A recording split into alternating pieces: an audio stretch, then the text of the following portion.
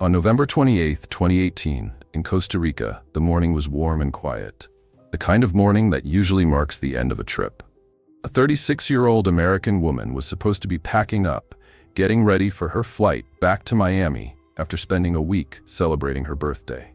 That woman was Carla Stefaniak. Her bags should have been packed, her final messages sent, her vacation wrapped up. But she never made it to the airport. Her flight left without her, and no one knew why. Carla had simply disappeared. Carla wasn't just a tourist. She loved traveling, exploring new places, and sharing her experiences. She was a travel blogger, a friend, a daughter, a sister. Someone people knew for her warmth, her generosity, and the way she made others feel welcome. In the days leading up to that morning, she had shared photos and updates from Costa Rica that made it seem like everything was normal. But something had changed behind the scenes.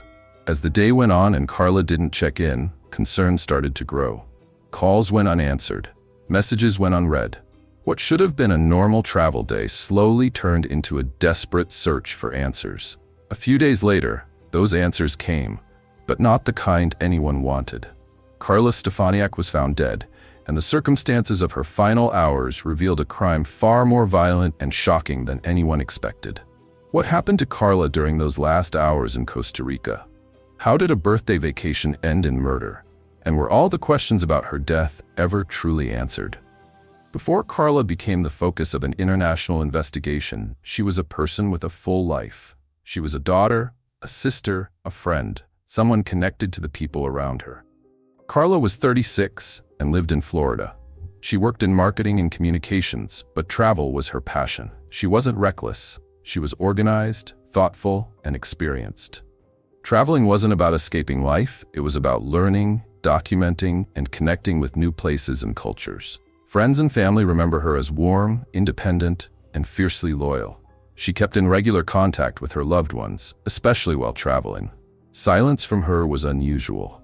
In November 2018, Carla planned a trip to Costa Rica for her birthday, a trip she'd been looking forward to for months. It was meant to be a mix of relaxation and adventure. For part of the trip, she traveled with her sister-in-law, visiting popular tourist spots, taking photos, and sharing happy updates that made it seem like everything was normal. And at first, everything did seem normal. Nothing suggested danger. As her trip was winding down, Carla decided to spend one more night near San Jose before heading home. She booked a private rental in the Escazú area, a choice that, at the time, seemed practical and uneventful. It was close to the airport, and the property looked safe and legitimate. Her sister-in-law flew back to the U.S. early on November 28th, leaving Carla behind. She planned to leave later that day. It was meant to be a simple last night: sleep, pack, and catch her flight the next morning. But that night would become the dividing line between the life she had lived and the tragedy that would follow. No one knew, not her family, not her friends, not even Carla herself, that the decisions she made in those final hours would put her in the path of someone who would change everything. By the time anyone realized something was wrong, Carla Stefaniak was already gone. Her final night in Costa Rica began quietly. On the evening of November 27th, Carla was alone at her rental in San Antonio de Escazú. The location had been chosen for convenience, close to the airport, an easy overnight stop before her flight home. Earlier that day, she had been in touch with her family. There was nothing in those conversations to suggest fear or trouble. By all accounts, she was calm, alert, and preparing to return home as planned. But as night fell, the weather turned. Heavy rain swept through the area, and at some point, the property lost power. Carla mentioned the outage in messages to her family, noting that it was uncomfortable, unfamiliar, but not yet alarming. Those messages would later become some of the last known contact anyone had with her. Around 11 p.m., she sent a final text.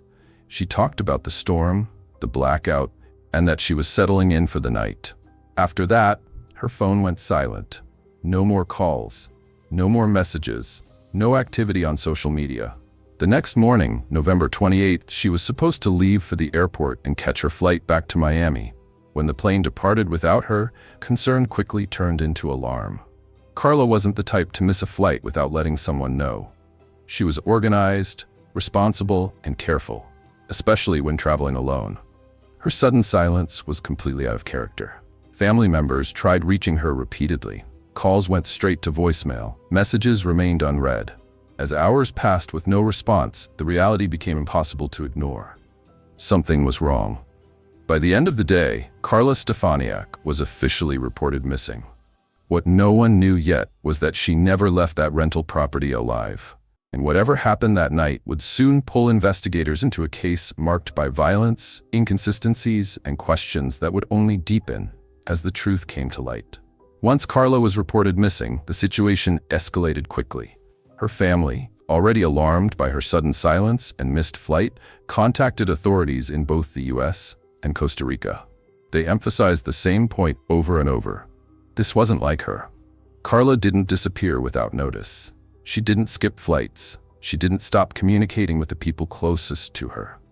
Costa Rican police launched a missing person investigation, focusing first on her last known location, the rental property in San Antonio de Escazú. When officers arrived, they found no sign of Carla. Her personal belongings were gone, and there was no immediate clue as to where she might have gone. While authorities initially treated it as a disappearance, concern was growing. Attention quickly turned to those with access to the property. One of them was a security guard living on site, responsible for overseeing the grounds. He told investigators he had seen Carla early that morning and helped her into a taxi to the airport. At first, this explanation seemed like a possible reason for her absence. But almost immediately, it raised new questions. No taxi driver came forward. No airport records confirmed the ride. And her luggage, the bags she would have needed for her flight, was never found. As investigators spent more time at the property, troubling signs began to emerge. Inside Carla's rental unit, police found evidence of a struggle. The scene no longer matched the story of a woman calmly leaving for the airport. What had started as a missing person case was quickly turning into something far more serious. Search teams were brought in, including trained dogs. The surrounding area, uneven and partially concealed, was combed thoroughly. Investigators expanded their focus beyond the rental itself, checking nearby land connected to the property. Then the case took a devastating turn. Behind the rental complex, in a forested area just a short distance from where Carla had been staying, search teams found a body, partially buried and hidden from view. The body was later identified by Carla's father. The search for a missing traveler was over. A homicide investigation had begun. From that point on, the focus returned to Carla's final night and the people who had been closest to her when she disappeared. At the center of that focus was Bismarck Espinosa Martinez, the security guard who worked and lived at the rental complex. Martinez was one of the last people known to have seen Carla alive. In his first statements to police, he said that on the morning of November 28th, he had helped her with her luggage and placed her in a taxi headed for the airport. According to him, she left the property without any issues. But almost immediately, his story began to unravel. Investigators could not find a taxi driver who matched Martinez's account. Airport security footage and airline records showed no sign of Carla arriving at the terminal. Her passport was never scanned, and her luggage, which Martinez claimed she had handled, was nowhere to be found. As police continued questioning him, his story began to shift. Details changed, timelines no longer lined up, and the certainty of his earlier statements faded as inconsistencies piled up. Meanwhile, forensic teams took a closer look at Carla's rental unit. Inside, they found clear signs that something violent had occurred. Evidence of a struggle contradicted the idea that she had calmly left for the airport. This was not a normal departure. It was a violent confrontation. Physical evidence from the unit also pointed toward Martinez. Investigators learned he had a prior criminal history, including convictions related to sexual assault, which heightened concerns about his possible involvement. As the evidence mounted, authorities acted quickly. Martinez was taken into custody and officially named a suspect in Carla Stefaniak's murder. He was seen handcuffed and escorted away, the first major arrest in the case. For Carla's family, the arrest brought a brief sense of relief, but no closure. Questions remained. Why had Martinez's story changed so many times? What exactly had happened inside that rental property? And was he acting alone? As the investigation continued, forensic evidence became central to reconstructing Carla's final hours. An autopsy revealed that Carla had died from multiple stab wounds. The injuries were severe and concentrated, indicating a violent and sustained attack. She also suffered wounds to her neck and signs of blunt force trauma, evidence that a struggle had occurred and that she fought back. Investigators concluded that her death was not instantaneous. The nature of her injuries suggested a prolonged confrontation, a fight in which she resisted her attacker. Carla's body had been partially buried in a wooded area behind the rental property and concealed with plastic, suggesting a deliberate attempt to hide the crime rather than a spontaneous act. The proximity of the burial site reinforced the idea that the attack had occurred on or near the property itself. Inside the rental, forensic teams found biological evidence consistent with a violent struggle. The scene left no doubt that Carla had not left peacefully for the airport. Her departure had been violently interrupted. Costa Rican authorities later indicated that the crime appeared to be sexually motivated, based on the condition in which Carla was found and the nature of the attack. This added a deeply disturbing dimension to the case and influenced how prosecutors approached the charges. For her family, the autopsy findings were devastating. Her father later spoke publicly about one detail in particular, that Carla had fought. She resisted. She didn't give up easily. That truth became both heartbreaking and powerful for those who loved her. As the forensic picture became clearer, investigators believed they understood how Carla had died. What remained was proving who was responsible and whether anyone else had been involved that night. With the suspect in custody and evidence compiled, the case moved into the courtroom, where Carla's final hours would be examined once more, this time under oath.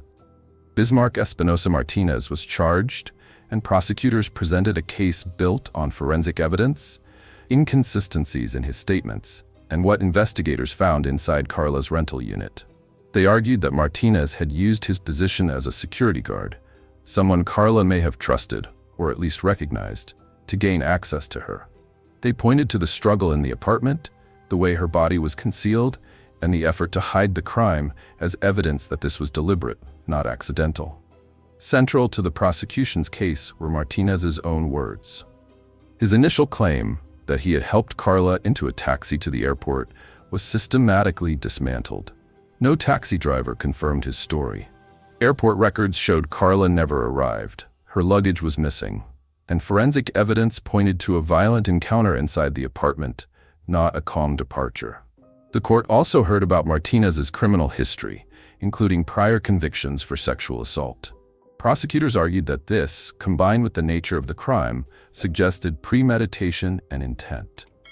The defense challenged some aspects of the investigation, but the evidence was overwhelming. In the end, Bismarck Espinosa Martinez was found guilty of murdering Carla Stefaniak. He was sentenced to 16 years in prison, the maximum under the charge brought by prosecutors, and ordered to pay financial restitution to Carla's family. For Costa Rican authorities, the conviction marked a legal resolution. For Carla's family, it was far more complicated. While the verdict brought accountability, it did not erase the pain or fully reflect the brutality of the crime. Questions lingered. Why wasn't the sentence longer? Had every angle of the case been explored? And most haunting of all, could Martinez really have acted alone? Even after the trial, the family struggled with the thought of how one person could carry out such a violent act, dispose of a body, and attempt to clean the scene, all within a limited window of time. The courtroom chapter was over, but the emotional aftermath had only just begun. For Carla's loved ones, the conviction brought a measure of justice, but not peace. She was more than a news story. She was a daughter, a sister, a friend, someone with a vibrant life that ended far too soon. Her story is a reminder of the vulnerability of travelers and the complicated path justice can take. For anyone who travels, Carla's story is a stark caution. Always share your plans, stay in trusted accommodations, and check in regularly. Life can change in an instant, and even the smallest precautions matter. Thanks for watching.